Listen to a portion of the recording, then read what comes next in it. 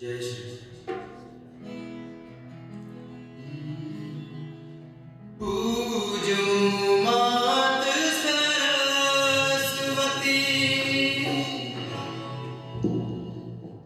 सिमरू सिद्ध गणेश।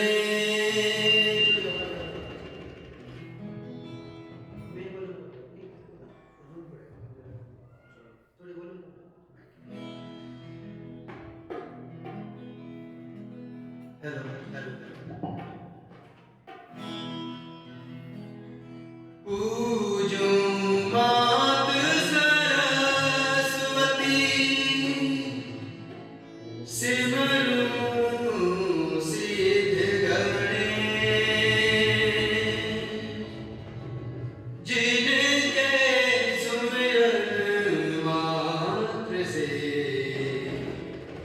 झड़ता रहे नशे, जड़ता रहे नशे। श्रद्धा प्रतिमा पार्वती शंभु रूप विश्वास। इनकी कृपा बिना न हो विगतागत आभास, विगतागत आभास। ब्रह्मा विष्णु महेश संग जिन गुरुवर का स्थान,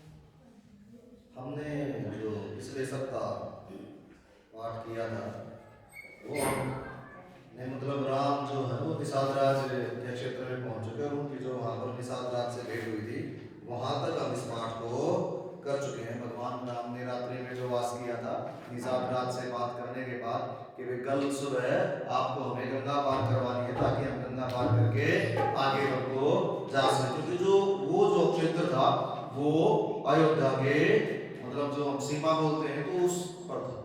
तो वहां से बात कर जब करते हैं और राम विश्राम करते हैं तो विश्राम करने के बाद क्योंकि राम और जो माता सीता है वो घास के बिछौने पर सो जाते हैं और लक्ष्मण उन दोनों के लिए पहरा देने लगे। लक्ष्मण उनके लिए पहरा देने लगते हैं। तब जो निषाद राज है वो जो राम जी के मंत्री थे जो उनके साथ आए थे सुमंत जी उनसे बातें करते हैं और वो इस बारे में बातें करते हैं कि विधि का खेल, क्योंकि देखो क्या है जो हम जब रामायण को पढ़ते हैं और राम के बारे में जानते हैं तो इसमें जो कि भी एक व्यक्ति है जो कि सबसे बड़े प्रतापी वंश से आता है, जो मतलब आज तक हमारी पृथ्वी पर जितने भी प्रसिद्ध वंश हुए हैं उसमें जो सबसे प्रतापी वंश हुआ सूर्य वंश, वहां से जो आते हैं उसके राजकुमार उनके सबसे बड़े मतलब पुत्र है महाराज दशरथ के जिनको राजा बनना है। उस समय जो सूर्य वंश का शासन था, महाराज दशरथ का जो शासन था, अयोध्या का शासन था, बहुत बड़ा शासन था, जो उसके सबसे बड़े राजकुमार हैं जिनको राजा बनना था, जो इतने शक्तिशाली हैं कि अपने भुजाओं के बल से पूरी पृथ्वी को जीत सकते हैं, देवताओं को भी हरा सकते हैं, जो चाहे वो कर सकते हैं, जिनके गुरु महर्षि वशिष्ठ इतने प्रतापी हैं, जिनकी देवी माता सीता है जो साक्षात लक्ष्मी का रूप है, लक्ष्मी का अवतार है। तो उन राम को भी जिस समय उनको क्या होना था, जिनका राज तिलक होना था, तो उनके जीवन में भी कितने कष्टदायक पल आते हैं। समय एकदम से कैसे बदलता है और वो एकदम से राजा बनने थे और एकदम से वो क्या बन जाते हैं वनवास। उनको भी 14 साल के लिए वनवास हो जाता है। अब जब राम को 14 साल का जो वनवास होता है तो कई बार ये रामायण में पूछा जाता है या वैसे लोग पूछते हैं, बहुत सारे लोग जो रामायण को सही भी नहीं मानते कि राम को 14 वर्ष का वनवास क्यों मांगा गया, उसने 15 का क्यों नहीं मांगा। उसने 14 वर्ष का वनवास राम के लिए क्यों मांगा, उसने कम या 20 का मांग लिया होता, 10 का मांग लिया होता, 15 का मांग लिया होता। जो 14 का जो आंकड़ा है ये 14 का आंकड़ा कहां से आया, तो इसके पीछे बहुत सारे कारण अलग अलग जगह बताए जाते हैं। कुछ एक दो भी जो मैंने अलग अलग जगह पढ़े वो बता रहा हूं आपको। तो उसमें एक कारण माना जाता है कि भाई महाराज दशरथ जो थे उन्होंने राम को राजा बनाने का जो विचार है इसका विचार विमर्श उन्होंने महर्षि वशिष्ठ के साथ किया और महर्षि वशिष्ठ के साथ विचार विमर्श करके इस बात को अंतिम रूप दिया था कि वह राम राजा बने। लेकिन जब उन्होंने अपने मन में निश्चय कर लिया था महर्षि वशिष्ठ से बातें करने के बाद, तो उन्होंने 14 दिन के बाद ये बात महारानी कैकेयी को पता चली। महारानी कैकेयी को इस बात का पता उस दिन से जब महाराजा ने निश्चय कर लिया था, महाराज दशरथ ने कि मैं राम को राजा बनाऊंगा, तो उस निश्चय के 14 दिन बाद महारानी कैकेयी को पता चला कि जो महाराज राम है वो उनको अपने बेटे में सौंप जो महाराज दशरथ है वो महाराज राम को उनका जो बेटा है उनको राजा बनाने वाला है। तो इसलिए जब उनको पहले तो उनका प्रेम था तो कोई बात नहीं, लेकिन जब उनको गुस्सा आया तो 14 दिन बाद मुझे ये बात बताई, उन्होंने पहले मुझसे क्यों नहीं पूछा, उन्हें पहले मेरे से बात करनी चाहिए थी, मेरे से पूछते, क्योंकि सबसे ज्यादा महत्व तो मुझे देते थे। तो उन्होंने 14 दिन बाद मुझे ये बात बताई है, तो इसलिए एक दिन के बदले में एक वर्ष, इसलिए मैं आपको 14 वर्ष का वनवास। दूसरा ये भी एक कारण बताया जाता है राम के 14 वर्ष के वनवास के पीछे कि जो पुराने टाइम में ये माना जाता था अगर कोई व्यक्ति 14 वर्ष तक अपने घर से परिवार से दूर रहता है, वन में ही रहता है, तो उसका जो पूरा चरित्र है वो बदल जाता है, उसके जो विचार हैं वो बदल जाते हैं और वो एक तपस्वी बन जाता है। फिर उसके मन में राजा बनने की कोई इच्छा नहीं बनती, वो साधु के सन्यासी बन जाता है। फिर वो जो अपने पारिवारिक जो थे राजसी जो काम थे उनको भूल जाता है। और जब 14 वर्ष तक कोई व्यक्ति परिवार के लोगों से नहीं मिलता तो परिवार के लोग भी उसको भूल जाते हैं, वो उसको याद नहीं करते या उनका जो प्रेम होता है वो प्रेम खत्म हो जाता है। 14 वर्ष के बाद वो उसको भूल जाते हैं, उनको ये बातें ध्यान नहीं रहती। जैसे कई बार हमारे परिवार में बहुत कष्टदायक पल आ जाते हैं, मतलब जैसे मौत हो जाती है, कुछ एक्सीडेंट हो जाता। तो एक टाइम के बाद, चाहे वो हमसे कितना भी क्लोज क्यों न रहा हो, एक टाइम के बाद धीरे धीरे हम क्या है, मतलब हमारे मन में कहीं न कहीं जो माता पिता है उनके मन में तो देखो हमेशा रहता है अपने बच्चे के लिए, लेकिन जो और लोग होते हैं उनके मन से धीरे धीरे वो बातें क्या होने लगती हैं, खत्म होने लगती हैं और एक टाइम के बाद वो भूल जाते हैं। तो पहले ये माना जाता था कि 14 वर्ष के बाद दो काम और होते हैं कि एक तो जो 14 वर्ष तक बाहर रहा, वो अपने परिवार से नहीं मिला, लोगों से नहीं मिला, किसी नगर में प्रवेश नहीं किया, तो वो क्या हो जाएगा, एक वनवासी ही हो जाएगा। फिर उसको जो सांसारिक सुख है इसमें उसका कोई मोह नहीं है। तो वो चाहते थे कि राम का मोह ही न रहे, कि राम खुद ही राजा बनने की इच्छा छोड़ देगा 14 वर्ष के बाद। और तीसरा कारण क्या था कि 14 ये भी माना जाता था कि अगर कोई 14 वर्ष तक अपने परिवार से दूर रह गया तो परिवार के लोग और प्रजा भी उसको भूल जाएगी, तो फिर राम आए या ना आए इस बात से कोई फर्क नहीं पड़ेगा। तो इसलिए क्या माना था कि भाई ने राम के लिए 14 साल का वनवास मांगा। अब जब राम वनवास में चले गए तो राम वनवास में तो चले गए, लेकिन क्या है कि जो दूसरा व्यक्ति, अब राम ने तो इस चीज को बड़े सहज स्वभाव से, बड़े शांत मन से इस बात को स्वीकार कर लिया, उन्होंने तो अपने पिता के वचनों को पूरा करने के लिए त्याग कर दिया। उनके लिए तो राज्य और वन एक समान थे। जैसे कि जब हम आगे कथा में पढ़ेंगे कि राम ने तो जब वापस आने के बाद भी जब उन्होंने सीता का त्याग किया था, उत्तरकांड में जो लिखा गया है, तो उसके बाद उन्होंने कभी भी राजसी भोग नहीं भोगे, क्योंकि जब उन्होंने ये होगा कि मैंने सीता मेरी वन में है तो वो क्या करेंगे, तो उन्होंने कभी राजसी सुख भोगे, क्योंकि उनका मन क्या हो चुका था, सन्यासी के जैसा हो चुका था। तो राम के ऊपर तो कोई फर्क नहीं पड़ता था, लेकिन जो एक दूसरा व्यक्ति है वो इस चीज को किस एंगल से, मतलब किस नजरिए से देखता है कि भी ये इतना जो राजकुमार है, इतने प्रतापी वंश का राजकुमार है, इतना शक्तिशाली, इतना सुंदर राजकुमार है, इतनी धन संपदा इसके परिवार के पास है, तो इसको भी वन में जाना पड़ा। तो जो समय का खेल है, विधि का जो खेल है,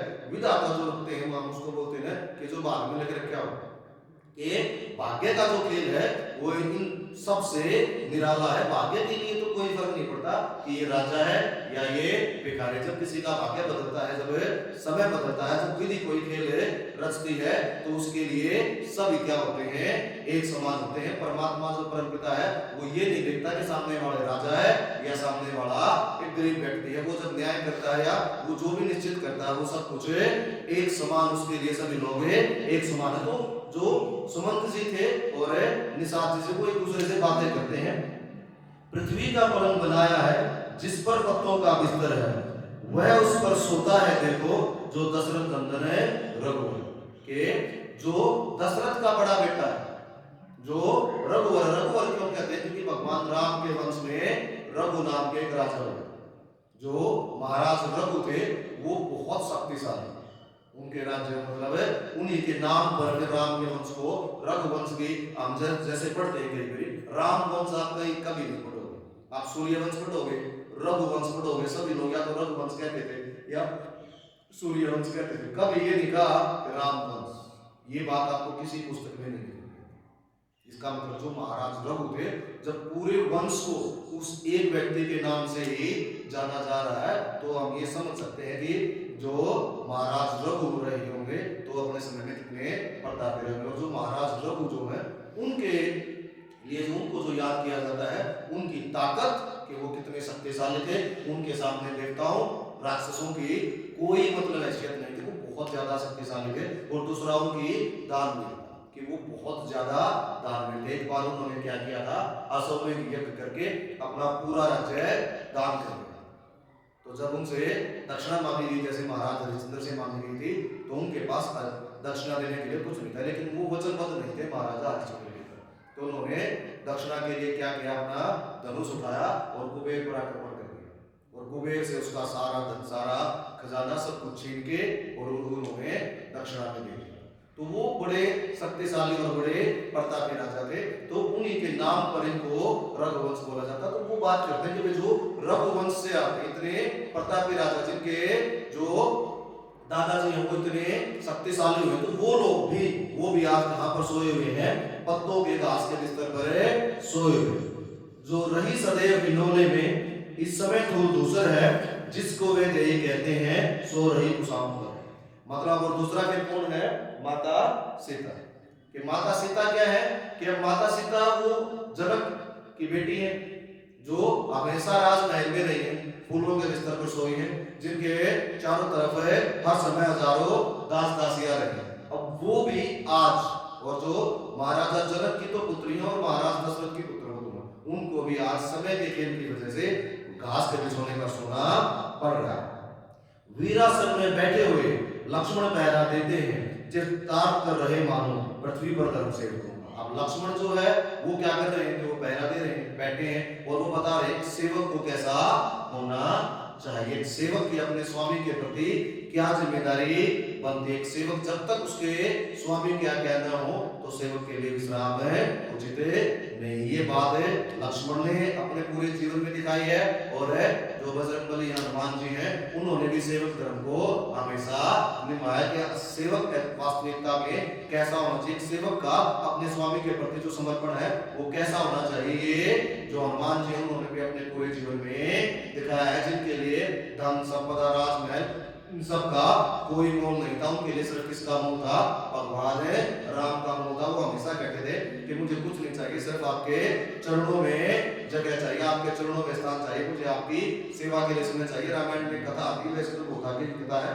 लेकिन एक बार क्या था कि जब महाराज राम को गद्दी पर बैठाया गया, उनका राज्याभिषेक हो गया, तो अब महाराज राम की सेवा करने की बारी थी। तो उनके 4 भाई थे, उन 3 भाई थे, वो तीनों ही भाई भगवान राम से क्या करते थे, बहुत ज्यादा स्नेह करते थे, बहुत ज्यादा प्रेम करते थे। तो राम के काम के लिए राम की सेवा कौन करेगा, तो तीनों भाइयों में झगड़ा होने लगा।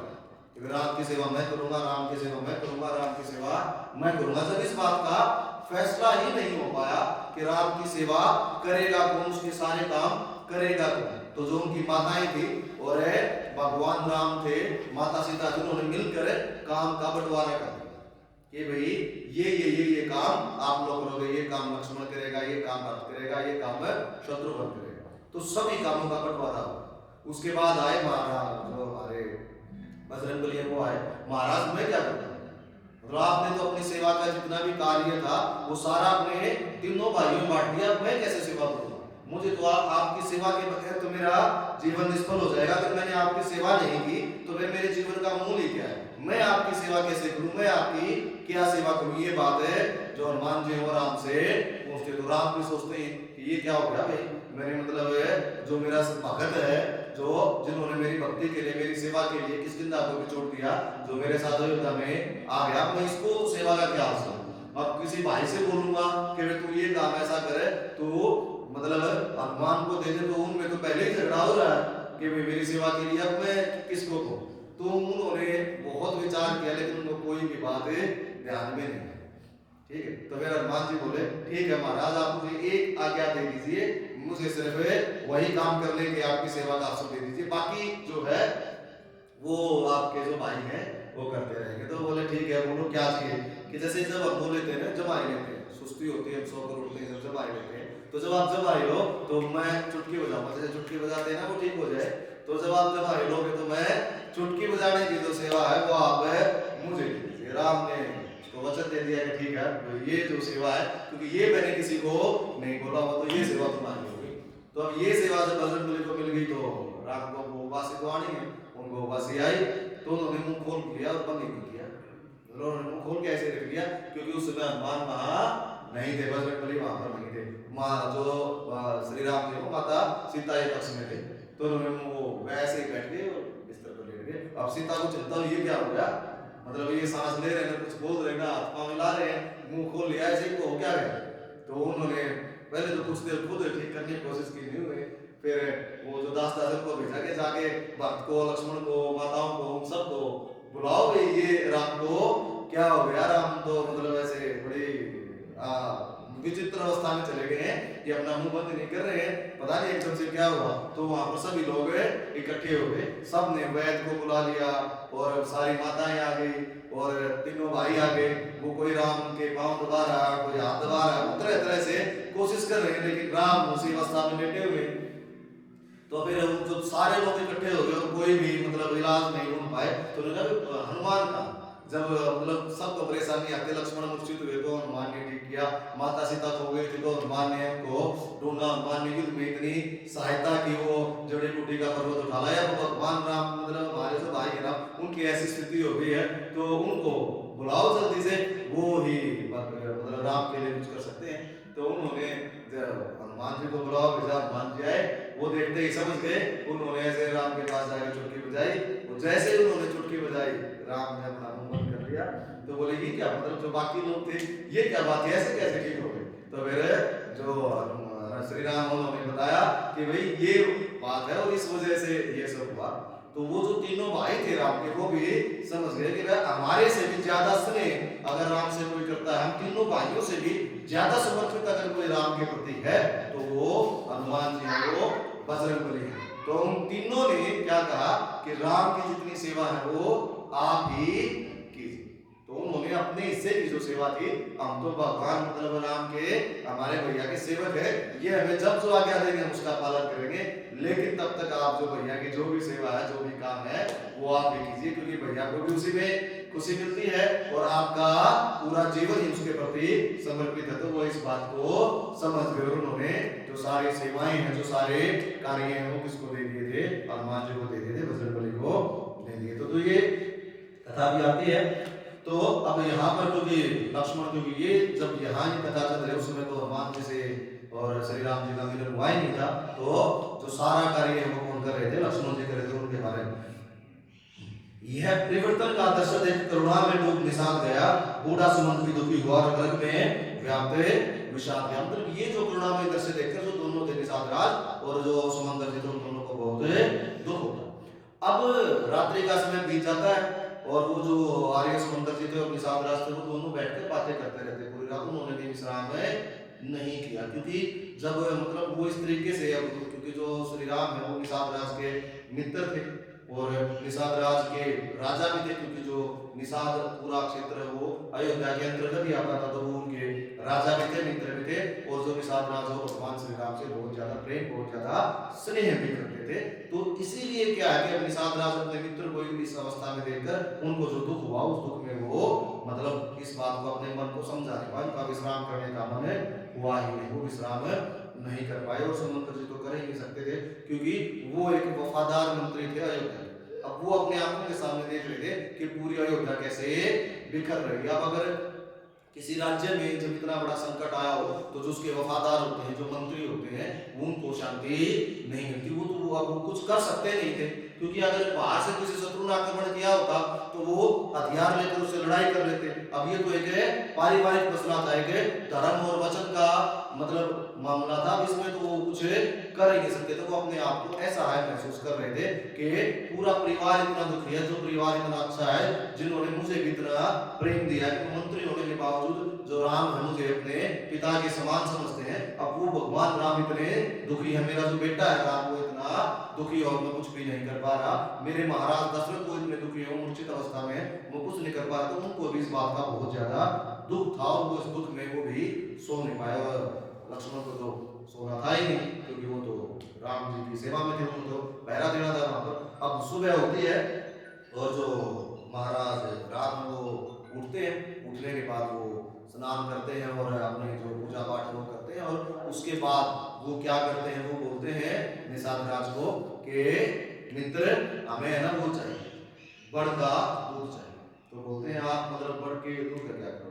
कि जैसे मुनियों की जटाएं होती हैं, मैं भी अपनी जटा, क्योंकि अब मैं वन में आ गया और मैं अयोध्या की सीमा को मैंने पार कर लिया और मेरा वनवास शुरू हुआ। तो जब मैं वन में आ ही गया हूँ तो वो पूरा वनवासी के रूप में ही रहूंगा, मैं राजा के रूप में नहीं रहूंगा। तो मुझे अपनी जटाएं बांधनी है, मुझे उसके लिए बरगद का दूध चाहिए, क्योंकि उससे जो होते हैं वो जटाएं होती है वो चिपक जाती हैं, वो एक साथ रहती हैं।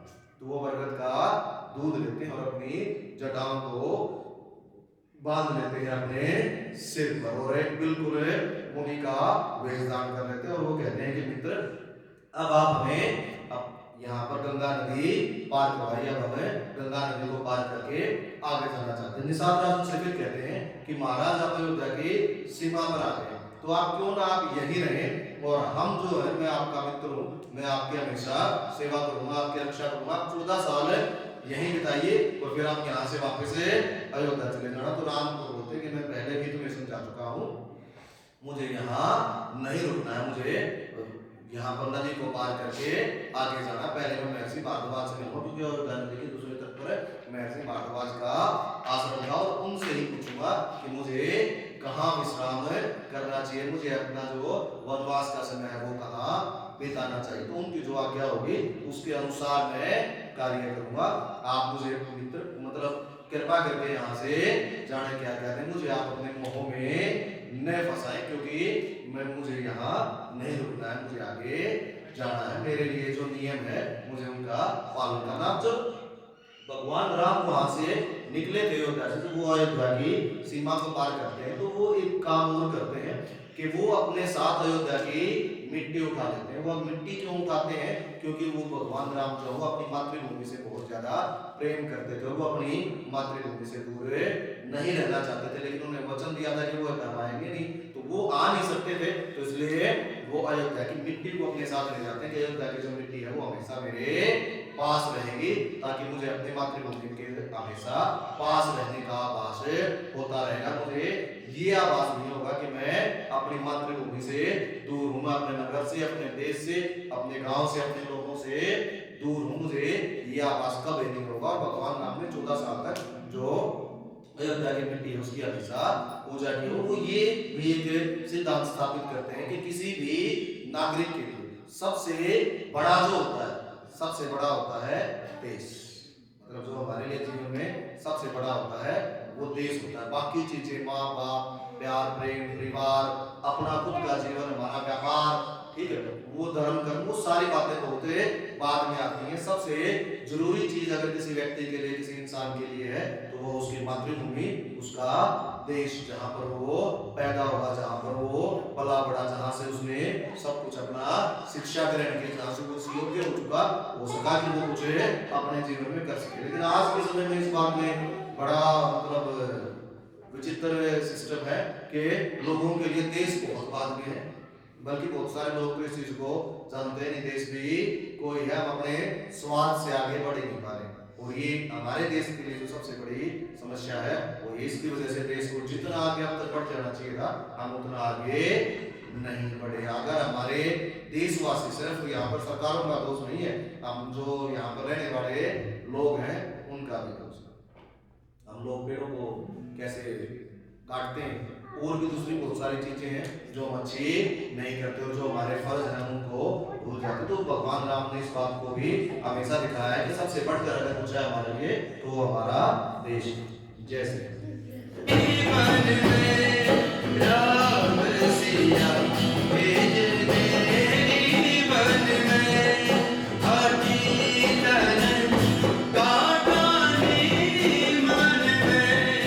राम सिया भेज तेरी वन में, राम सिया भेज तेरी वन में।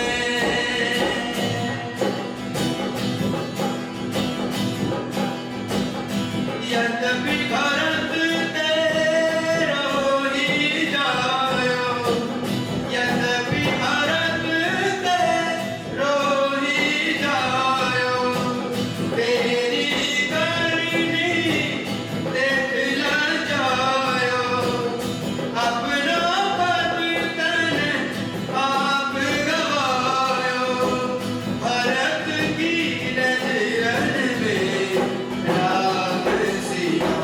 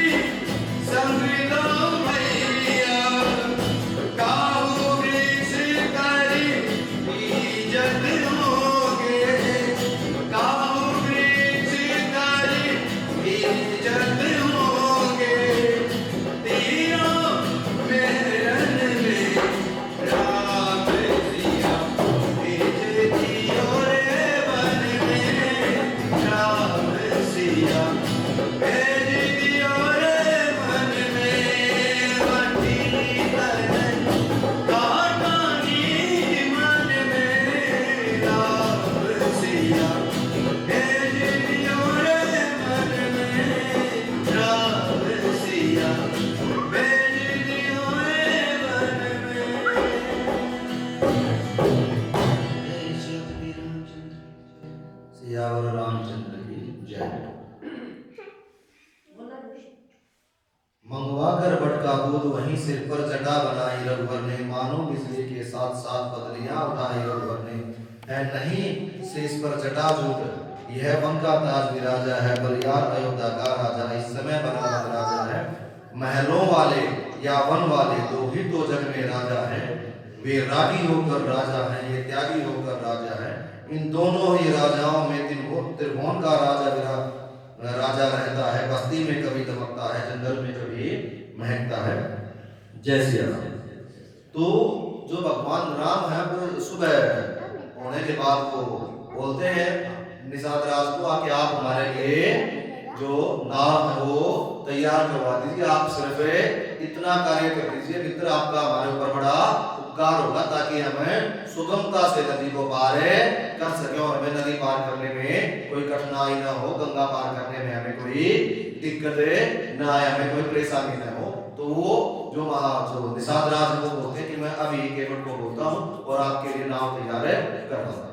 ये बोलकर निषाद राज केवट के पास से चले जाते हैं तो बुलाने के लिए, और फिर पीछे से राम जो सुमंत जी थे उनके जो मंत्री थे उनको समझाते हैं कि आप अयोध्या को लौट जाइए, वहां पर आपकी बहुत ज्यादा जरूरत है। जो पिताजी हैं वो इस समय बहुत दुखी हैं और उन्हें आपके साथ की जरूरत है, क्योंकि वो आपको अपना मित्र मानते हैं। तो आप मेरे पिता के मित्र हैं, अगर आप उनके पास रहेंगे तो उनको थोड़ी सी शांति मिलेगी, उनको थोड़ा सा आराम मिलेगा, उनके मन को आराम मिलेगा। आप कृपा करके उनके पास चले जाए।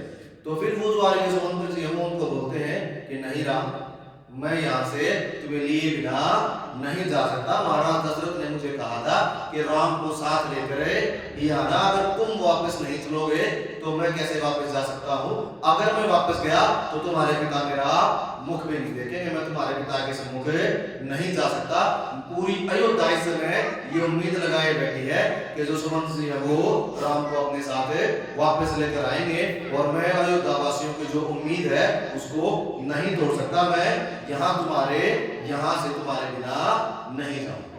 तो राम उनको फिर समझाते हैं कि तुम्हें पता, आपको पता है कि आप मेरे लिए पिता के समान हैं, लेकिन आप ये भी जानते हैं कि मेरा वन में रहना बहुत जरूरी है, मैं अपने पिता के वचनों को नहीं तोड़ सकता। आप इस बात को समझते हैं, इसलिए आप चले जाइए।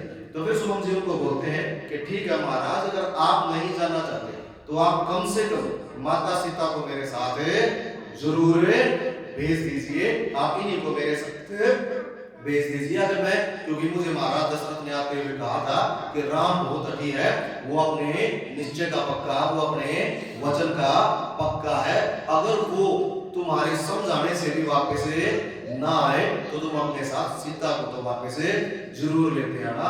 आप सीता को तो भेज ही दीजिए। वैदेही बेटी को वन में रोते हम देख नहीं सकते, पत्तों पर और कुशाओं पर सोते हम देख नहीं सकते, इसलिए इन्हीं को लौट आकर कुछ प्राण दीजिए कौशल को। यदि यह भी वन की ओर गई तो मरा समझिए कौशल को। सीता को ही लौटाओ छाई है धमनी मैदानों में, सबसे पहले यह धमनी पहुंची सीता ही के कानों में। जब अब ये बात वो कह रहे थे कि सीता को ही भेज दो, अगर सीता भी वन को चले गई ना तो आप ये मान लो कौशल देश किसको बोलते हैं, कौशल देश भी अयोध्या को ही बोला जाता है। तो बोलते हैं अगर सीता भी वन को चली गई तो आप हम सबको मरा ही समझो, क्योंकि ये तो हमारे लिए बहुत अपमान की बात होगी।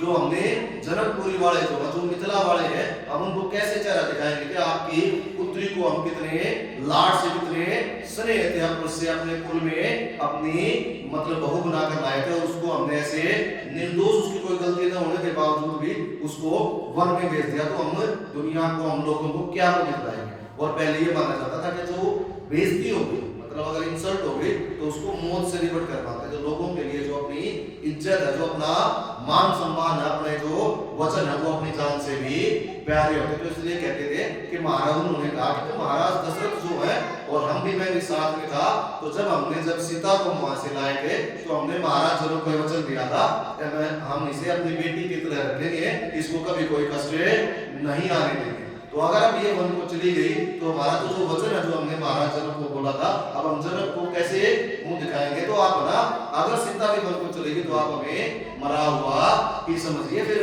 हमारे पास कुछ नहीं बचने वाला। जब वो ये बात राम को कह रहे थे तो ये बात सीता के कान में पड़ती है और फिर सीता उस बात का क्या जवाब देती है? सीता ही उत्तर देने को मंत्री के सम्मुख बोल उठी, मानो लज्जा के ताले को वर्ग की कुंजी खोल उठी। मंत्री सोने की चमक कभी सोने से अलग नहीं होती, चरणों की रेखा चरणों के होने से अलग नहीं होती। चांदनी चांद के संग रहती, बिजली घन के संग रहती है, पत्नी पति की अनुगामिनी जड़े सृष्टि तल की है कहती है। फिर वो उसको समझाती है। वो जो क्योंकि देखो क्या होता है कि जो औरतें हैं वो अपनों से बड़ों के साथ वैसे ज्यादा बातें नहीं करती, उनके साथ ये कह सकते हैं कि मतलब उनको कुछ नहीं कहती, लेकिन फिर भी क्योंकि सीता ने देखा कि राम को इस बारे में कह रहे हैं तो वो उन्हें पत्नी का धर्म समझाते हुए कहती है, अपनी शर्म को थोड़ी देर, अपनी लज्जा को थोड़ी देर के लिए साइड में करके थोड़ा सा अलग करके वो उनको समझाते हुए कहती है कि अगर महाराज जो राम है, मेरे जो पति हैं वो सोने के समान है तो मैं उनकी पत्नी हूं, मैं तो उनकी चमक के समान हूं। अगर वो चरण है तो उनके चरणों की रेखाओं के समान हो, और तुम जानते हो कि सोने से उसकी चमक कभी अलग नहीं हो सकती, और चरणों को बार बार धोने से भी उनकी जो रेखाएं हैं वो चरणों से अलग नहीं हो सकती। तो मैं तो जो मेरे पति है राम, इनकी अनुगामी हूं, इनकी छाया हूं, इनकी परछाई हूं, जो इनसे कभी भी अलग नहीं हो सकती। और ये बात तो पूरा संसार जानता है, पूरी सृष्टि को इस बात का पता है। तो इसलिए आप कृपा करके ये सब न कहिए, ये सब न समझाइए, और मुझे मेरे पत्नी धर्म से विमुख होने के लिए बार बार मत कहिए, क्योंकि बड़ों की आज्ञा का बार बार उनको मना करना, क्योंकि जैसे बड़े होते हैं, वो माता पिता होते हैं, वो बार बार कोई बात कर रहे हैं और बार बार उनको उसी बात के लिए मना करना एक अच्छे पुत्र के लिए, पुत्री के लिए, पुत्रवधू के लिए कभी भी अच्छा नहीं होता। उनसे उनका जो मन है अंदर ही अंदर वो दुखी होता। तो कहते हैं कि आप जब बार बार हमें ये कह रहे हैं और बार बार मुझे या भगवान राम को या लक्ष्मण जी को मना करना पड़ रहा है, तो इस बात से भी हमें काफी दुख होता। बार बार ये बात ना कहिए, हमें अपने धर्म से विमुख न करिए। तो उनको समझाते हैं और सुमन जी को ये बात समझ में आ जाती है कि मैं इन तीनों में से किसी को भी वापस नहीं ले जा पाऊंगा, ये तीनों वन को जाएंगे। उन्हें इस बात का यकीन हो जाता। वो समझते तो पहले भी थे, लेकिन फिर भी वो प्रयास कर रहे थे, क्योंकि एक सही व्यक्ति का हमेशा क्या होता है कि जब उसको ये पता भी हो कि मेरी किसी युद्ध में, मतलब किसी काम में,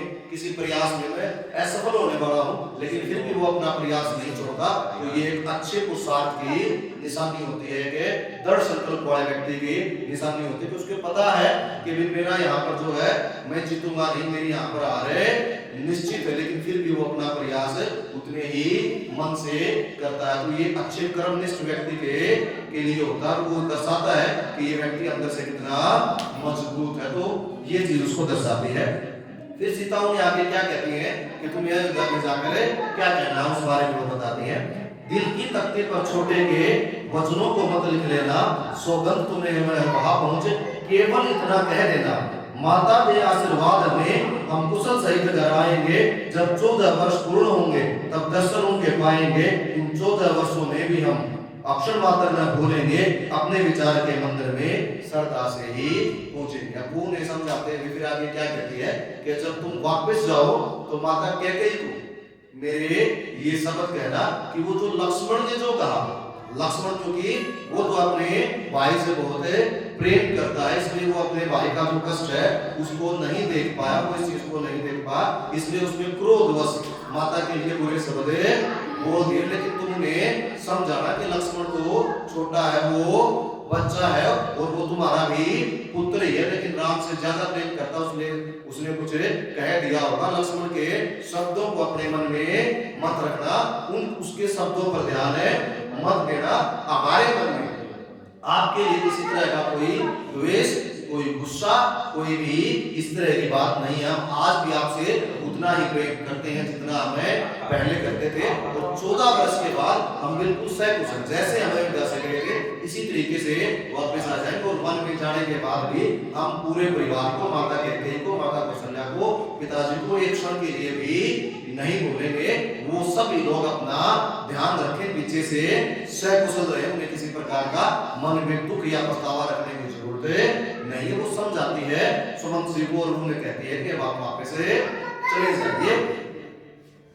ये बात कहकर जो जाओ बेटा, ये बात है कहने के बाद, उनको समझाने के बाद वो सुमंत जी को रथ के साथ वहीं पर छोड़ देते हैं। भगवान राम समझते हैं कि सुमंत जी यहाँ से अब वापस से चले जाए, लेकिन सुमंत जी वहां से वापस से नहीं गए। वो वहां उसके बाद भी कई दिन तक रुके थे, क्योंकि उनके मन में हुआ ही नहीं, इतनी हिम्मत नहीं कि वो बगैर राम के खाली रथ को लेकर अयोध्या में चले जाए, क्योंकि वो अयोध्या से राम, सीता और लक्ष्मण को बैठा कर आए थे, तो बगैर उनके चले जाए इसके लिए उनका मन नहीं मानता था। उन्होंने राम को तो कह दिया मैं चला जाऊंगा, लेकिन वो गए।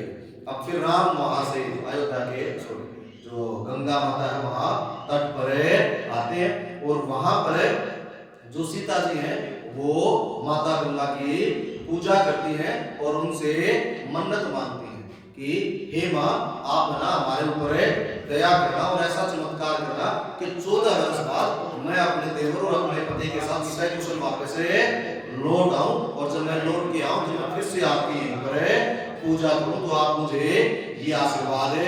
देखिए 14 साल तक जब हम वन में रहे तो मेरे पति और मेरे जो देवर हैं वो सकुशल रहे, और मैं अपने पति और देवर के साथ 14 साल बाद वापस आकर आपकी पूजा कर सकूं। हम सकुशल वापस लौटे, आप इसका हमें आशीर्वाद दो, हमसे मन्नत मांगते, अगर हम सकुशल लौटे तो मैं फिर से आपकी पूजा करूंगी। और जब ये वो पूजा कर रहे थे तो इतनी देर में जो केवट है वो भी वहां पर आ जाता है। जो केवट की कथा है रामायण में, केवट की कथा और सबरी की कथा, ये दोनों कथाएं बहुत महत्व रखती हैं, और ये उन लोगों के मुंह पर तमाचा है जो हमारे समाज को और हमारे देश को जातिवाद में और धर्म में बांटते हैं।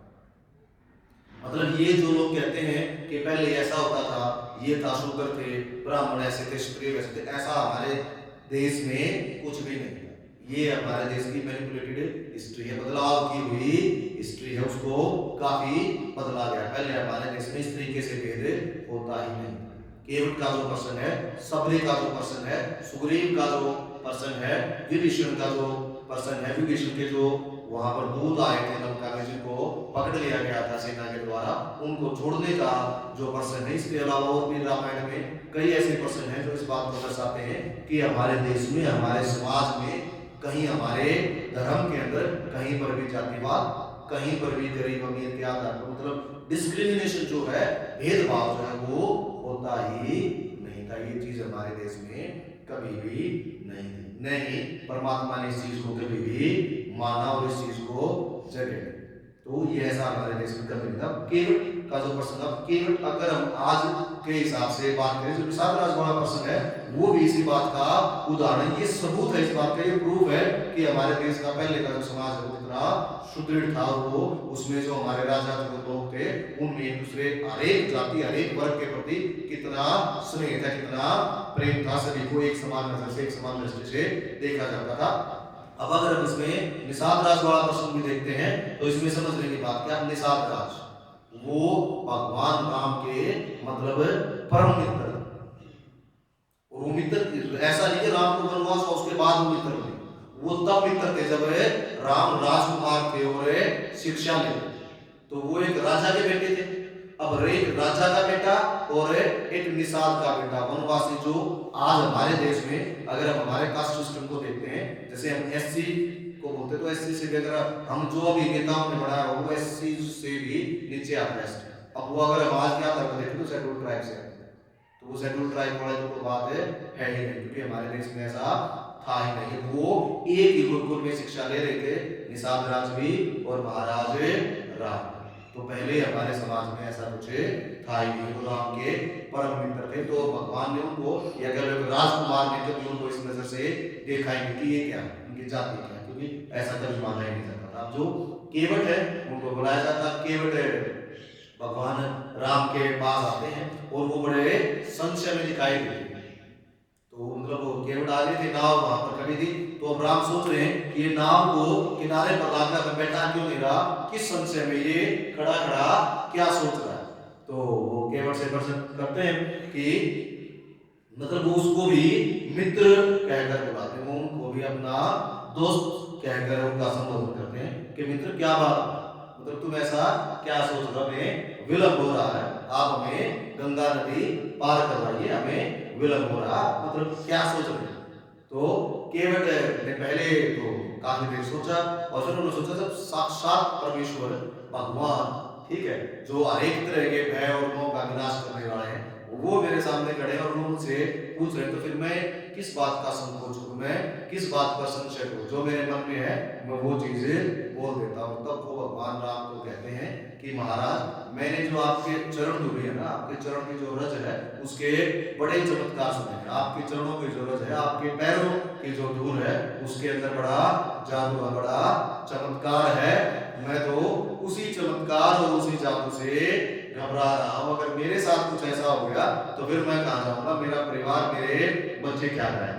तो भगवान राम ने कहते हैं कि ऐसा क्या चमत्कार, तो किस चीज से घबरा है, तो वो कहते हैं कि मैंने सुना है कि आपके चरण धूलि के छूने से, आपके चरणों के छूने से तो एक शिला, एक पत्थर भी एक सुंदर नारी में परिवर्तित हो गया, और वो तो पत्थर था, मेरी तो जो नाव है वो काट की है, अगर आपने अपने पैरों से मेरी नाव छुई, आपकी जो चरणों की धूल है वो मेरी नाव को लगी, तो मेरी तो काट की नाव, जो पत्थर की शिला एक सुंदर नारी बन सकती है, तो मेरी जो काट की नाव है ये तो छूमंतर हो जाएगी, ये तो गायब हो जाएगी, और अगर ये नारी बन गई तो जो मैं पहले मेरी एक पत्नी है, मेरे को मतलब जो मेरा परिवार है, मैं उसी का पालन पोषण करने में मतलब मेरे को कष्ट हो रहा है, और अगर ये मेरी नाव भी अगर नारी बन गई तो मेरा जो आजीविका का साधन है वो खत्म हो जाएगा, और मेरा परिवार और बड़ा हो जाएगा, तो मैं मेरे परिवार को कैसे पालूंगा, और अगर ये छूमंतर हो गई यानी ये गायब हो गई तो फिर मैं कहां जाऊंगा, मैं अपने परिवार को कैसे पालूंगा। भगवान मैं इस तरीके से तो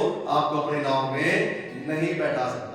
तो अब ये बात सोचकर जो भगवान राम वो हंसने लगते हैं, और जो निषाद राज वो भी, मतलब जो सभी लोग वहां पर थे वो सब लोग हंसने लगते हैं, और राम ने समझाते हैं नहीं भाई ऐसी कोई बात नहीं, फिर वो उसको मतलब कभी मित्र और कभी भाई को, मतलब कभी भी भगवान राम ने अपने पूरे जीवन काल में चाहे कोई भी व्यक्ति उनके सामने था, उसको कभी भी एक भी शब्द ऐसा नहीं कहा जिससे उसको कोई अपमान महसूस हो। वो एक राजा थे लेकिन उन्होंने कभी ऐसा कोई शब्द अपने मुख से नहीं निकाला, उन्होंने हमेशा हर एक व्यक्ति को चाहे उसका दर्जा समाज में कितना है छोटा और कितना है बड़ा, हमेशा भाई या मित्र कहकर संबोधित किया। जो उनसे बड़े थे उनके तो चरण छूते थे, उनका तो सम्मान अपने पिता की तरह करते थे। तो भगवान राम ने ये आदर्श स्थापित किया कि राजा को कैसा होना चाहिए, कि राजकुमार को कैसा होना चाहिए, उसे किसी तरह के लोगों में कोई भेदभाव नहीं करना चाहिए, उसे कोई भी ऐसा शब्द नहीं कहना चाहिए जिससे सामने वाले को अपमान महसूस हो।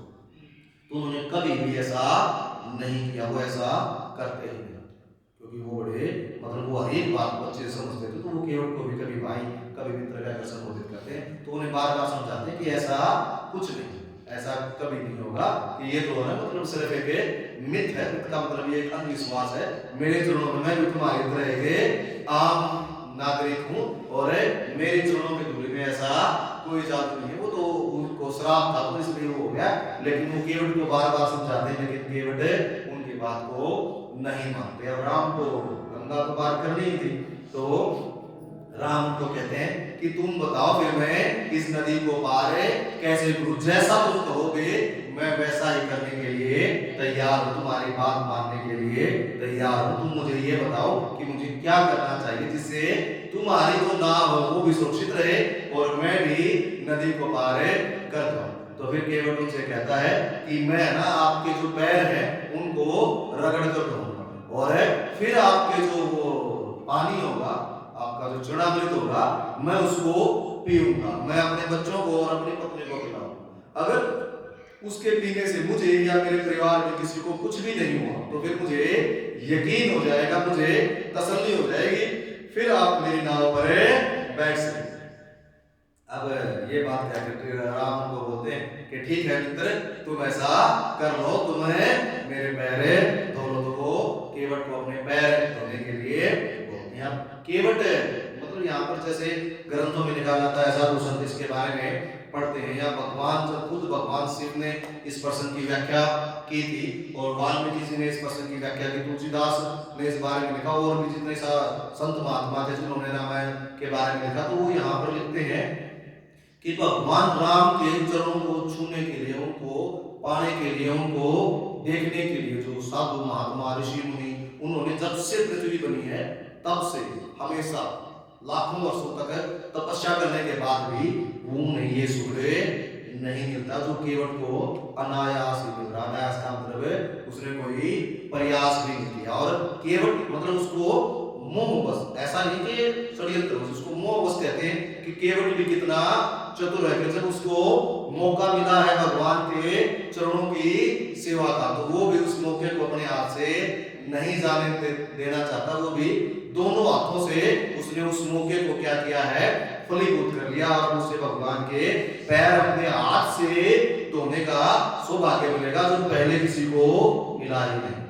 ये इतना बड़ा भाग्य, इतना महान भाग्य, इसमें से कौन से पुण्य किए हैं जो उसको इतना बड़ा फल मिल रहा है। जिन चरणों को छूने के लिए पूरा संसार तरसता है, उन चरणों को धोने का, अपने हाथ से धोने का मौका केवट को मिल रहा है। तो ये बात सोच के मतलब भगवान शिव भी इसके बारे में केवट की प्रशंसा करते हैं, और हर एक रामायण में इसके बारे में बहुत ज्यादा और बहुत अच्छा लिखा गया उसके भाग्य के बारे में कि कितना भाग्यशाली है केवट, और उसके बारे में उसका प्रेम, उसका स्नेह, और वो उसका जो बुरापन है भगवान राम को लेकर, तो उसके बारे में भी वहां पर ये बात बहुत सारी बात की, वो कितना बोला कि भगवान राम के बारे में कैसे सोचता है। अब केवट क्या करता है कि जैसे वो होती है, हम तसली बोल सकते हैं, ये एक बर्तन होता है, पात्र होता है, उसको मंगवाता है, उसमें गंगा नदी का पानी भरता है, और भगवान राम को बोलता है कि आप इसमें अपने चरण रखो। तो भगवान एक एक करके अपने चरण आप इसमें रखिए और मैं इनको रगड़ कर दूंगा, तो वो उस भगवान राम के चरणों को धोने लगता है। तो जब वो उनको रगड़ रगड़ कर धो रहा था तो उसने काफी समय बीतने लगता, वो एक चीज सोच रहा था कि मैंने भगवान के चरण तो छू लिए, उनके चरण तो मतलब मेरे हाथों में आ गए, लेकिन उनका हाथ भी तो मेरे सर पर चाहिए, उनका आशीर्वाद जब तक नहीं मिलेगा तब तक कैसे काम बनेगा। तो वो क्या कहते हैं, तो वो कहते हैं कि मैं आपके पैर, आपके घुटनों तक धोना चाहता हूँ, ठीक है, तो आप पैर को उठाकर थोड़ा सा और आगे बढ़ाए, तो घुटनों तक आपके पैर जो है वो धोना चाहता हूँ। तो जब भगवान राम ने अपने घुटनों तक अपने पैरों को आगे बढ़ाया, तो क्या होता है, एक पैर उन्होंने आगे बढ़ा दिया तो उससे उनका जो बैलेंस है वो बिगड़ने लगता। अब सामने कौन बैठा है, केवट, तो वो अपने बैलेंस से नहीं, ताकि वो सही से खड़े रह सके, तो वो अपने हाथों से केवट का जो शीश होता है उसको पकड़ लेते।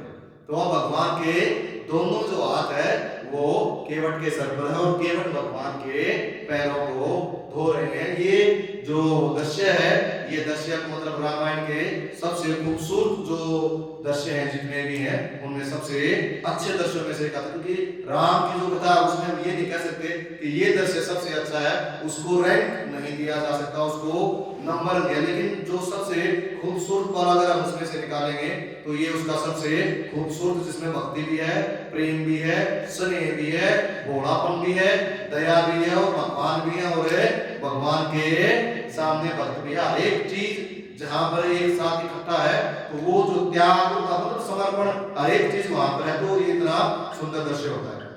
तो राम के चरणों को अच्छे से धोने के बाद वो जो चरणामृत था वो सभी को पिलाते, वहां पर जितने और जो नगरवासी इकट्ठे हुए थे निषादों को भी पिलाते हैं। निषाद राज भी भगवान के चरणामृत को पीते हैं, क्योंकि चरणामृत को पीने का जो ये सौभाग्य है ये किसी किसी को मिलता है, क्योंकि वैसे तो क्या करते हैं, सब लोग पूजा करते हैं और पूजा के बाद जो भगवान की मूर्ति होती है उसी के चरणामृत को पीते हैं, लेकिन साथ साथ भगवान के चरणों को धोकर और चरणामृत पीना ये सौभाग्य तो जन्म जन्मांतर में किसी किसी को मिलता है, जो केवट को अपने जीवन में मिला था। और जब उनको मतलब यकीन हो जाता है, वो अपने मन में तसल्ली कर लेते हैं, तो वो कहते हैं कि महाराज अब मुझे यकीन हो गया है, ठीक है, अब आप नाव के अंदर विराजमान हो सकते हैं। और भगवान राम फिर नाव के अंदर विराजमान होते हैं, और फिर वो एक हाथ सीता का पकड़ते हैं और उनको भी नाव के अंदर बैठाते हैं, फिर लक्ष्मण बैठते हैं, और उसके बाद बैठते हैं निषाद राज।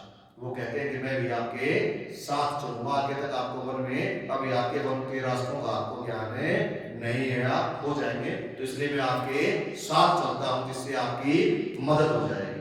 तो वो भी उनके साथ जाते हैं और एक केवट। अब जब वो नदी को पार करने लगते हैं, तो नदी को पार तो जो गंगा है, क्योंकि अब गंगा के भी जो भाग्य हैं वो उद्योग, क्योंकि गंगा नदी को भगवान राम पार कर रहे हैं और गंगा को पार करें तो गंगा के चरण के पानी से भगवान के चरणों को धोया गया। वैसे भी तो जो गंगा है वो भगवान के चरणों से ही निकलती है, भगवान विष्णु के चरणों से ही निकली है, तो गंगा के भी भाग्य है, यहाँ पर लोग जाते हैं। और उसके बाद क्या होता है, क्योंकि जब भगवान जा रहे हैं, गंगा के पानी पर उनकी नाव है, भगवान राम लक्ष्मण के साथ और सीता के साथ नाव में विराजमान है, वहां पर केवट जो उनका भगत है वो थोड़ा वो भी विराजमान है। तो ये दृश्य बड़ा सुंदर होता है और इस दृश्य को देखने के लिए मतलब जो सूर्य देवता है वो इस दृश्य को देखना चाहते हैं, और जब सूर्य देवता इसको देखना चाहते हैं तो सूर्य को जो बादल है वो ढक लेते हैं। तो सूर्य देवता उनको बोलते हैं कि मतलब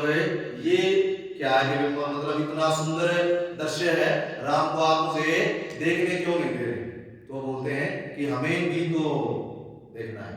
तो कहते हैं सूर्यदेव नहीं, मेरा देखने का जो है वो तुमसे पहले है, क्योंकि राम का जो जन्म वो मेरे वंश में हुआ, मेरे पुत्र के समान है, मेरे पुत्र मेरे वंश में इनका जन्म हुआ है, तो पहले देखने का हक है मेरा। और फिर जो बादल है उनसे कहते हैं कि नहीं, जो राम है उनका जो रंग है वो भी तो हमारे समान ही है, श्याम रंग है, तो इसलिए हमारा रंग एक जैसा है, तो इसलिए इनको देखने का जो पहला हक है वो हमारा। इस सुंदर दृश्य को पहले हम देखेंगे। तो वहां पर सूर्यदेव में और बादलों के बीच में बहस होने लगती, क्योंकि ये पल काफी छोटा था, क्योंकि कुछ देर में वो नदी पार हो जाती। तो जब उन दोनों के अंदर बहस होने लगती है तो विधाता की इच्छा से वहां पर हवाएं चलने लगती हैं, तो हवा की वजह से कभी जो बादल है वो दूर हो जाते हैं, कभी आगे आ जाते हैं और कभी पीछे, जिससे दोनों को ही एक साथ ये दृश्य देखने का लाभ मिलता है, तो ये दृश्य देखने का शुभ जो फल है वो मिलता है। जय श्री जय श्री जय श्री।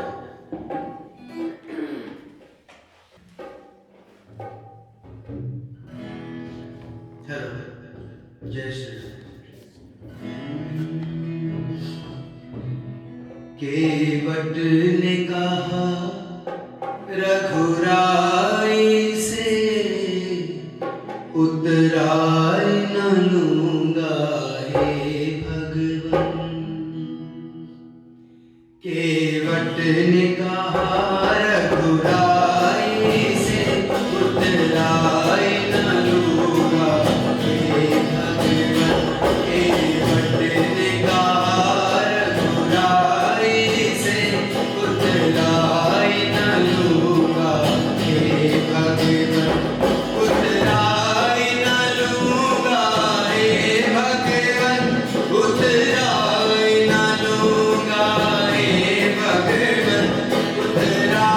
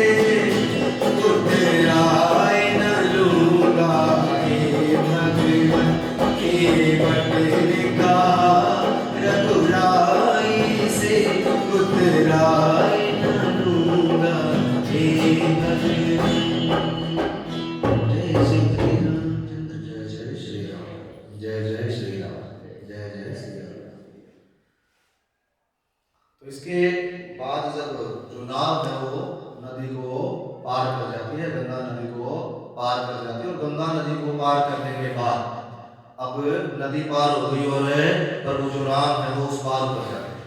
अब राम थे तो राजा ही, जिन्होंने पूरे जीवन में देना सीखा। राम ने अपने जीवन में कभी मांगना नहीं सीखा किसी से भी कुछ भी, जो वो राजा थे।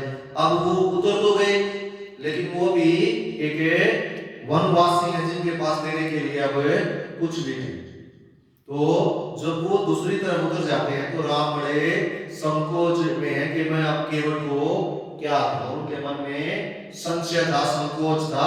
जब सीता उनकी तरफ देखती है तो सीता समझ जाती है, क्योंकि सीता कोई पत्नी कई बार अपने पति के मन की बात को समझ लेती है। तो जो माता सीता है वो भगवान राम के मन की बात को समझ लेती है कि जो भगवान राम है अभी वो काफी संकोच में है। उनके मन में बहुत संकोच है कि अब वो क्या देखेंगे, उनके पास देने के लिए कुछ नहीं है। तो उस समय उन्होंने एक अंगूठी, एक मुद्रिका पहनी हुई थी और वो मुद्रा वो अपने उंगली से निकाल कर भगवान को, राम को देती है कि आप उत्तराय के रूप में जो मुद्रिका है इस मुद्रिका को आप केवट को दे दीजिए। तो राम खुशी से मुद्रिका केवट को देने लगते हैं और केवट बड़े प्रेम से उन्हें बोलता है महाराज प्रभु आप ये क्या कर रहे हैं, आप ये क्या कर रहे हैं, आप मुझे मुद्रिका क्यों दे रहे हैं।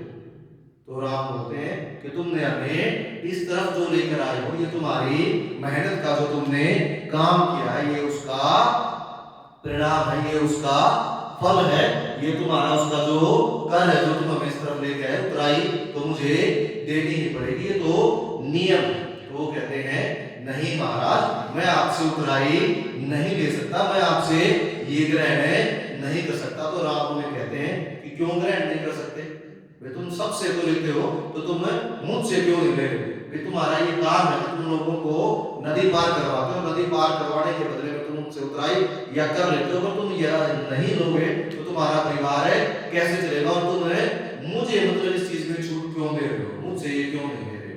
तो केवट उनको कहता है कि जो लोग एक ही कार्य करते हैं तो वो एक दूसरे से कर नहीं लेते। कि अगर एक धोबी दूसरे धोबी के कपड़े अगर कभी धुलवा देता है तो क्या वो धोबी से इस बात कर लेगा, नहीं लेगा ना, क्योंकि काम के बदले में काम। तो अगर एक नाई दूसरे नाई के बाल काटता है तो क्या वो उसे पैसा लेगा, नहीं लेगा। तो इसी प्रकार के जब वो लोग एक दूसरे से कुछ नहीं ले रहे हैं तो मैं भी केवट हूं और आप भी एक केवट हो, तो मैं आपसे कुछ कैसे ले सकता हूं। तो राम बोलते कि मैं कैसे केवट हूं। तो वो कहते हैं कि मैं तो ये छोटी मोटी नदी पार करवाने वाला एक धरती पर पैदा हुआ एक छोटा सा इंसान हुए, सेवक हुए के केवट हूं। आप लोगों को भवसागर पार करवाते हो, आप लोगों के जो जन्म जन्म के दुख हैं उनको दूर कर देते हो, आप भी भवसागर पार करवाने वाले केवट हो। आप जब मेरे दर पर आए हो तो मैंने आपको पार करवा दिया, और जब मैं मरने के बाद तुम्हारे दर पर आऊं तो तुम मुझे भवसागर पार करवा देना और मेरा जो कर है वो चुकता हो जाएगा। अब यहाँ पर केवट का प्रेम भी मान सकते हैं, और जैसा लिखा जाता है कि मैं केवट की चतुराई, लेकिन ये चतुराई वाली चतुराई नहीं है, प्रेम और स्नेह वाली चतुराई, समर्पण वाली चतुराई। की वो क्या करता है कि वो नदी पार करवाने के बदले भगवान, क्योंकि उसको मौका मिला था अपने सारे जो अगले पिछले जन्म थे उनको सुधारने का, तो केवट ने उस मौके को अपने हाथ से नहीं जाने दिया। उसने भगवान से क्या मांगा, उसने जो संसारिक सुख है धन को माया ये नहीं मांगा, उसने क्या मांगा कि भगवान से उसकी भक्ति, उसका प्रेम भगवान को से मांगा कि आप मुझे अपने घर में रखें। क्योंकि भवसागर पार करने का मतलब क्या होता है कि हम ये बोलते हैं अगर किसी आत्मा ने किसी जीव ने भवसागर पार कर लिया, इसका मतलब होता है अब उसे दोबारा इस धरती पर जन्म नहीं लेना पड़ेगा और वो भगवान के अंदर या कह लीजिए उनके लोक में वास करेगा। उसकी जो आत्मा है जो वो परमात्मा के अंदर समा जाते हैं, उसका भगवान से मिलन हो जाता है। तो उसने भगवान से क्या मांगा कि मुझे अब इस जन्म जन्मांतर का जो ये झंझट है इससे छुटकारा दिला दीजिए और मुझे आप सदा सदा के लिए अपने चरणों में जगह दीजिए, मुझे अपने अंदर अपने लोक में जो मेरा वास करवाइए। अब मैं धरती पर दोबारा जन्म नहीं लेना चाहता, मैं अपने परिवार के साथ इस पूरे जो ये पृथ्वी है और जो यहाँ मोह माया जो आपकी बनाई हुई है, मैं इसका त्याग कर देना चाहता हूँ। मुझे तो सिर्फ आपकी भक्ति, आपका प्यार, आपका स्नेह चाहिए। मैं आपके साथ रहना चाहता हूँ हमेशा हमेशा के लिए। तो भगवान से ये चीज मांगते क्योंकि उनके पास एक ही अवसर था। अब ऐसा तो है नहीं कि राम को हर रोज प्रवास होगा और वो हर रोज नदी पार करने के लिए आएंगे, ठीक है, या हर जन्म में वो वहीं से नदी पार करेंगे और तब तक केवट रहे न रहे। तो केवट के पास एक ही मौका था और एक ही मौके में उसने अपने आप पिछले सारे जन्म और आगे जन्म का जो झंझट है उन सब को सुधार लिया। और जिस जन्म में वो था उसमें भी उसने इतना बड़ा पुण्य के भगवान के चरणों को धोने का, भगवान के स्नेह का और भगवान का जो हाथ है उसको अपने सर पर रखवाने का जो पुण्य है वो प्राप्त कर लिया। और भगवान ने जिस काम के लिए जन्म लिया था कि मैं यहाँ पर सभी का कल्याण करूंगा, रावण का मुझे अंत करना, उनका जो काम था, उनकी जो यात्रा थी उसका भी एक हिस्सा बने। उसमें भी उनकी जब भी रामायण कहीं पर पढ़ी जाएगी तो केवट के प्रसंग के बगैर ये रामायण पूरी होती ही नहीं। तो उसका इतना जरूरी हिस्सा बने तो उन्होंने तो अपने जो सारे जीवन हम उनको सुधार दिया। और उसके बाद जब भगवान राम समझ जाते हैं कि ये जो है ये आम केवट नहीं है, ये तो मेरा बहुत बड़ा भगत है, तो भगवान उसको तथास्तु बोलते कि जो तुमने मांगा है वो तुम्हें मिलेगा। और फिर राम उनको मुद्रिका नहीं देते, उनको वचन देते हैं कि जब तुम आओगे तो मैं तुम्हें भवसागर पार करवाऊंगा। और राम उसको इस बात का वचन देकर वहां से भारद्वाज मुनि के आश्रम में चले जाते। भारद्वाज मुनि भी बहुत सिद्ध मुनि थे, उन्हें भी भूतकाल भविष्यकाल सब चीजों का ज्ञान था। वो राम को बोलते हैं कि राम तुम मेरे पास आओ, मैं तुम्हारा इंतजार कर रहा था, मुझे पता था कि तुम्हें आने वाले, ठीक। और ऐसा नहीं कि ये बात सिर्फ मैं जानता, ये बात जो महर्षि वशिष्ठ है उनको भी बहुत पहले से पता थी। जब वो तुम्हारे कुल में जब उन्होंने गुरु बनना स्वीकार किया था उनको भी ये बात तब से ही पता थी कि तुम्हारा इस वंश में जन्म भी होगा और तुम्हें वन में भी जाना पड़ेगा। इसलिए उन्होंने जो तुम्हें शिक्षा दी थी अब वो शिक्षा तुम्हारे यहाँ काम आएगी पूरे 14 साल तक। और निषाद राज तुम्हारे मित्र हैं, वो भी इस चीज में तुम्हारी बहुत मदद करेंगे। फिर राम से पूछते हैं कि महाराज मुझे आप ये बताइए कि मैं वन में तो आ गया, अब मैं निवास कहाँ पर करूं, मैं रहूं कहाँ पर, जहां से मैं अपने जो अयोध्या है उसकी रक्षा भी कर सकूं, क्योंकि अगर कोई बाहर से शत्रु आए तो मैं अपने देश की रक्षा भी कर सकूं और मैं वन में भी रह सकूं जहां पर मुनियों का वास हो, जहां पर मैं सीखता रहूं जीवन पर्यंत, में पूजा पाठ में मेरा मन लगा रहे, जहां पर शांति हो, जहां पर एकांत, मुझे ऐसे कोई जगह बताइए। तो वो उनसे कहते हैं कि यहाँ पर उनको बताते हैं कि पूरा जो पता है कि वहां से आप नदी को पार करोगे, उसके बाद वहां पर वाल्मीकि का आश्रम है, उससे कुछ दूरी पर एक जगह है जिसको चित्रकूट बोलते हैं, और तुम चित्रकूट में जाना, वहां पर निवास करना, वो बहुत ही पवित्र जगह है और वहां पर तुम्हें निवास करना, वहां पर तुम्हें ऋषियों का साथ भी मिलेगा, वहां तुम्हें एकांत भी मिलेगा और तुम वहां पर अपना पूजा पाठ अच्छे से कर सकते हो और अपने वनवास का समय भी वहां पर बड़े अच्छे से बिता सकते हो। तो वो राम को वहां जाने के बारे में कहते हैं। जैसे जैसे जैसे अब आगे की कथा, क्योंकि राम तो वहां पर चित्रकूट में चले जाएंगे, इसके बाद की जो कथा है वो श्रवण कुमार की कथा आएगी पहले, क्योंकि श्रवण कुमार की जो कथा है, जो भक्त जी हैं उनको बुलाया गया था महाराज दशरथ की मौत के बाद, जब उनका स्वर्गवास हो गया था तब भक्त जी को उनके ननिहाल से बुलाया गया था। और जो महाराज दशरथ का जो स्वर्गवास हुआ था तो उससे पहले आती है श्रवण कुमार की कथा, जिनके वध करने, जिनको मारने की वजह से महाराज दशरथ को ये श्राप मिला था कि जब तुम्हारी मौत होगी तो तुम्हारा कोई भी पुत्र तुम्हारे पास नहीं होगा, पुत्र मोह में, पुत्र वियोग में तुम अपने प्राण त्याग करो। तो वो कथा हम अगली बार पढ़ेंगे। जैसे जैसे राम नाम आधार जिले, वो जल मेरा बनाते हैं, जिन पर कृपा राम करे पत्थर भी गिर जाते, जिन पर कृपा राम करे पत्थर भी गिर जाते।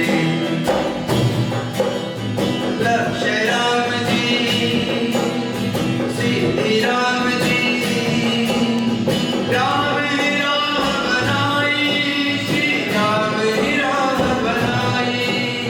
राम कर्म है राम ही करता, राम की सकल बड़ाई, श्री राम की सकल बड़ाई। राम काम करने वालों में राम की शक्ति समाई।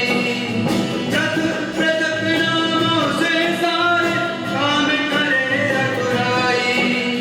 भक्ति परायण निज भक्ति का सारा श्रेय दिलाते, जिन पर कृपा नाम करे पत्थर भी गिर जाते।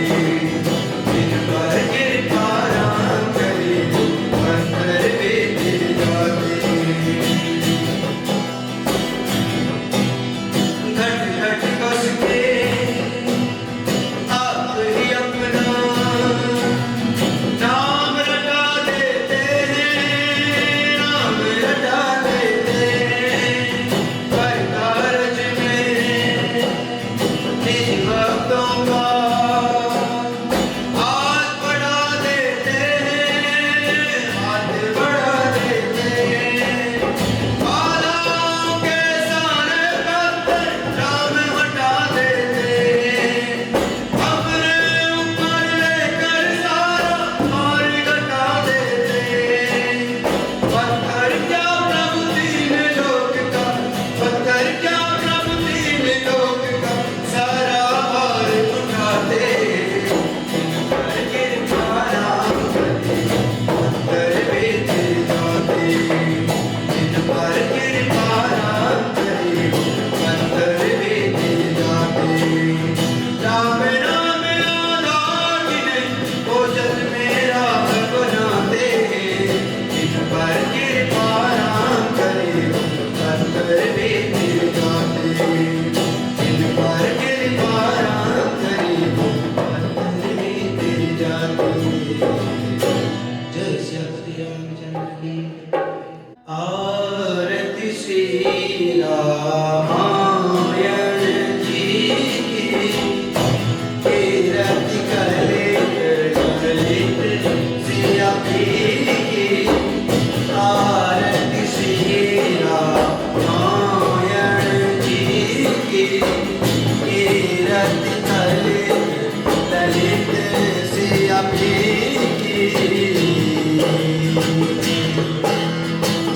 गावत ब्रह्मनित मुनि नारद, वाल्मीकि ज्ञान विशारद।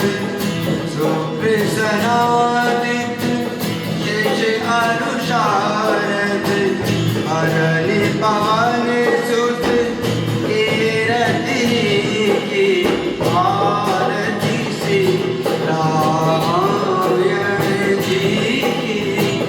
आरती श्री रामायण जी की। गावत वेद पुराण अष्ट दस, छौ शास्त्र सब ग्रंथन को रस। मुनि जन धन संतन को सर बस, सारे अंश सम्मति की। आरती श्री रामायण जी की। आरती श्री रामायण जी की। गावत संतत शंभु भवानी, हरुघट संभव मुनि विज्ञानी। व्यास आदि कवि